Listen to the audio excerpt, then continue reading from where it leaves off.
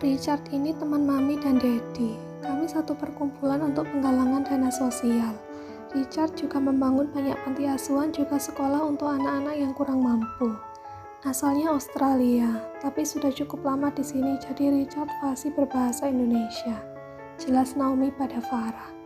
Richard melebarkan senyumnya ke arah Farah. Ia lantas mengulurkan tangannya. Senang bisa bertemu kamu. Naomi banyak cerita tentang menantunya, ucap Richard pada Farah.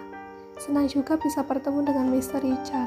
Saya Farah. Jelas Farah yang memperkenalkan dirinya pada Richard, walaupun mungkin saja Naomi telah menjelaskan detail tentang Farah. Apa Daryl tidak ikut? Tanya Richard. Farah menggelengkan kepalanya. Tidak, Daryl ada pekerjaan yang tidak bisa ditinggalkan. I know, perusahaan besar begitu pasti pemimpinnya jarang punya waktu luang ya. Sama seperti Gail dulu yang sibuk saat memimpin perusahaan itu kan. Richard menghadap ke arah Naomi meminta persetujuan. Ya, mau bagaimana lagi, perusahaan besar pastinya tanggung jawabnya juga besar. Tapi semenjak aku tinggal di sini, Daryl rutin mengunjungi. Setiap weekend pasti dia selalu menyempatkan diri ke sini. Jelas Naomi.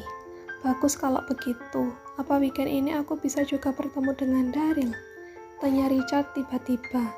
Mudah-mudahan bisa, nanti saya yang akan minta dia untuk datang ke sini. Jawab Farah. Richard mengangguk. Saya mau minta izin dengan Daryl, jadi saya harus bertemu dengannya.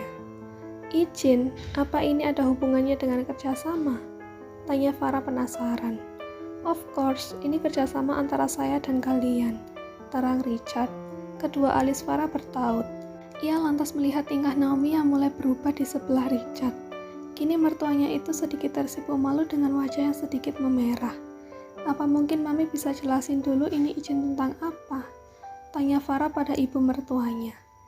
Naomi tampak ragu.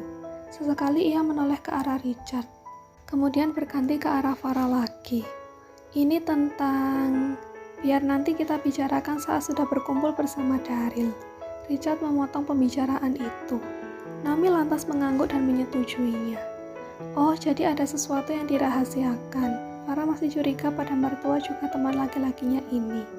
Nanti kamu akan tahu, jawab Richard yang makin membuat Farah penasaran. Farah pun sibuk mengobrol bersama Richard dan Naomi. Sementara Jeffrey duduk di salah satu daybed sambil memperhatikan Rena yang masih asyik berenang.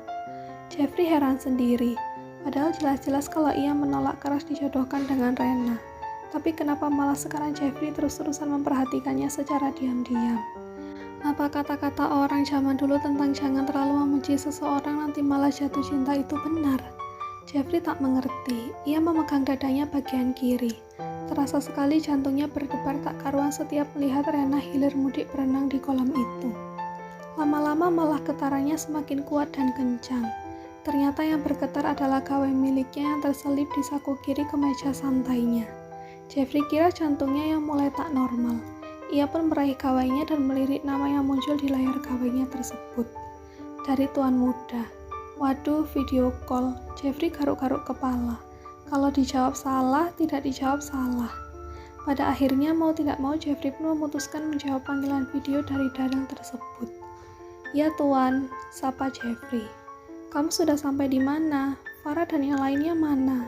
Tanya Daryl langsung. Kami di Beach Club daerah Canggu, tuan. Kalau Nona Farah masih mau ngobrol dengan Bu Naomi dan teman-temannya. Jelas Jeffrey. Daryl tampak mengerutkan keningnya. Kenapa kamu nggak lapor ke saya kalau kamu sudah sampai di tempat tujuan? Apa sudah sampai dari tadi? Tanya Daryl lagi menginterogasi. Ujung bibir Jeffrey berkedut. Dirinya tadi mau memberi laporan pada bosnya ini. Tapi karena melihat semuanya pakai bikini, ia jadi mengurungkan niatnya untuk laporan. Bisa habis Jeffrey kena omel oleh si bos ini. Begini tuan, itu tadi saya mau lapor tapi kelupaan tuan. Jeffrey memberi alasan. Tumben kelupaan. Apa gara-gara kamu lihat yang seksi-seksi jadi kelupaan buat laporan? Daryl masih curiga. Jeffrey makin gelagapan. Yang bisa ia lakukan hanya memamerkan sedikit giginya. Mami saya pakai bikini, Farah dan Rena juga. Tebak Daryl yang jelas saja benar. Bagaimanapun Jeffrey berusaha untuk menutupinya. Nyatanya Daryl sudah tahu duluan kalau para perempuan ini memakai bikini. Jeffrey saja yang kagok sendiri karena tumben melihatnya. Iya tuan, jawab Jeffrey. Daryl tampak menghela napasnya. Jadi kamu cuci mata di sana kan? Jeffrey nyengir.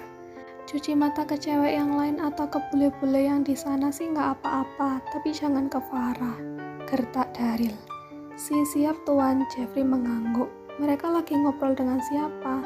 Teman mami yang mana? Perempuan, tanya Daryl. Bukan tuan, laki-laki bule, udah berumur tapi fasih bahasa Indonesia. Badannya tinggi tapi perutnya nggak buncit. Jelas Jeffrey. Apa Richard? Tebak Daryl. Nah, sepertinya nama itu yang tadi saya dengar tuan. Daryl tampak menggedikkan bahunya. Teman Daddy dan Mami, tapi sudah lama aku nggak bertemu dengan dia. Apa Mami kebetulan bertemu dengan Richard di sana? Mungkin tuan, karena tiba-tiba aja saya lihat mereka ngobrol berdua. Terang Jeffrey apa adanya. Jeffrey kaget saat tiba-tiba gawainya dirampas dengan cepat oleh seseorang. Kini gawai milik Jeffrey telah berada di tangan Rena. Ya elah, sebenarnya istri kamu siapa sih? Kenapa malah asisten kamu terus yang ditelepon? Farah yang hubungin kamu tapi kamunya malah nggak jawab, ucap Rena dengan nada sindirannya. Daryl terlihat memijit keningnya. Bisa-bisanya Rena merampas gawai milik Jeffrey. Ia tak menjawab apa-apa dari pertanyaan Rena itu. Gak sopan banget kamu, balikin sini handphone aku. Jeffrey mencoba merampas balik gawai miliknya. Tapi Rena segera menyembunyikannya di belakang pinggangnya. Mau ngapain? Laporan terus. Mau lapor sama bos kamu ini kalau kamu lihat cewek-cewek seksi di sini. Ledek Rena pada Jeffrey. Jeffrey jadi geram. Ia menarik tangan Rena yang memegang gawai miliknya. Berusaha dengan keras meraihnya kembali. Tapi Rena lebih cerdik, biarpun badannya jauh lebih pendek dari Jeffrey, tapi tangan Rena jauh lebih gesit. Kesal karena Jeffrey tak kunjung bisa meraihnya. Ia pun memeluk tubuh Rena dengan kuat dari arah belakang. Rena tak bisa bergerak, tubuhnya dikunci oleh Jeffrey. Jangan macam-macam, balikin sini, ancam Jeffrey tepat di telinga Rena. Gak mau, tolak Rena dengan nada penekanan. Mendengar jawaban itu, Jeffrey makin mengencangkan lagi pelukannya. Sakit bekok, umpat Rena. Bilang aja mau curi-curi kesempatan biar bisa peluk-peluk aku kan. Gak usah GR, sini balikin.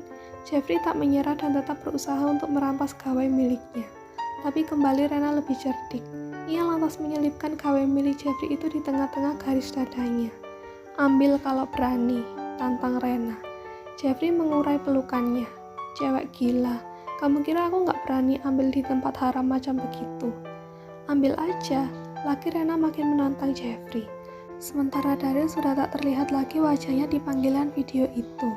Mungkin sudah ia akhiri panggilan tersebut sejak mengetahui kalau Rena merampas gawai milik Jeffrey. Jeffrey hendak meraih gawainya yang terselip di antara kedua gundukan milik Rena.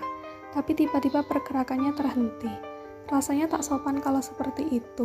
Jeffrey menghela napasnya, merasa tak berdaya kalau berurusan dengan tempat sensitif begitu. Biarpun kamu nyebelin, tapi kamu tetap cewek. Kata ibuku sebisa mungkin tetap sopan dengan perempuan.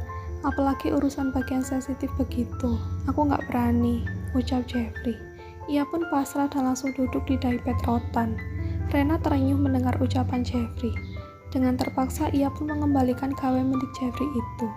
Niatannya memang hanya bercanda, tapi sepertinya memang Jeffrey serius kalau tidak berani macam-macam. Sorry, ucap Rena sambil mengembalikan gawai milik Jeffrey. Bekasmu, tunjuk Jeffrey pada gawainya yang tadi terselip di benda kembar milik Rena. Gak apa-apa anget, celetuk Rena. Jeffrey mendengus kesal. Tuan Daryl pasti kesel. Kalau sampai tuan muda gak bayar gajiku bulan ini, kamu yang harus tanggung jawab. Kenapa aku? Tanya Rena tak terima. Karena aku punya banyak tanggungan, ibu juga adik-adikku.